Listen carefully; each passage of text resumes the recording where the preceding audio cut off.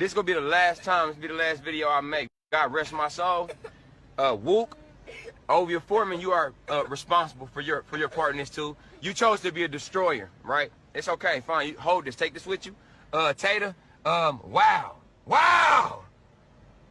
You're a habitual cheater, and you have given yourself to men. You have given me STD behind this shit. Like, I'm not paranoid, cuz. You hear me? You fucked another recklessly. I forgave you for it. You won't even come home, baby.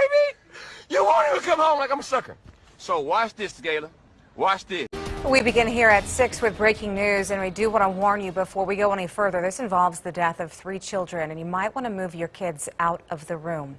The scene takes us to far west Oklahoma City, where a jogger found the 3 children, all under the age of 7, and their father dead inside of a car. News 4's Taylor Mitchell is live. Taylor, police are at the man's home, which is several blocks away from where the car was found this morning. That's right, Adria. There's been an active police presence on this street all afternoon. They're now gone, but from what I can tell, police had been collecting evidence from the home behind me, which is where the family lived. Now, earlier this afternoon, I spoke with the jogger who discovered the family's car. The jogger found this car this morning around 7:30. She didn't want to go on camera, but says the scene was very graphic. I don't want to be gruesome, but I saw blood on the ground under the car. And just thought he had probably shot himself.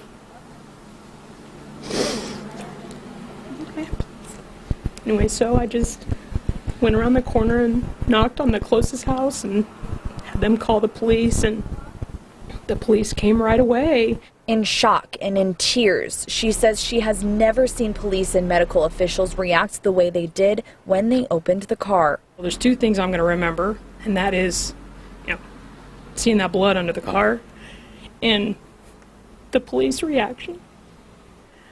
I haven't seen cops act like that, but they were pretty dramatic and affected. That's how me and the neighbor who had called, that's how we started to get an idea that there was more than just a man who had shot himself. Officers tell News 4 they were called to the family's home to check on them around 12:30 last night. Dad had left the house with 3 of the small children and made some threatening statements. Yeah. They do not live here. This is a little bit from their house, maybe half a mile or so from where they live.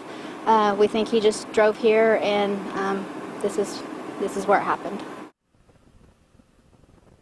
A neighbor tells me she heard the couple screaming at each other Thursday at 2:30 in the morning and saw the 3 children outside, and they looked scared. We'll continue on this story tonight at 10 right here on News 4.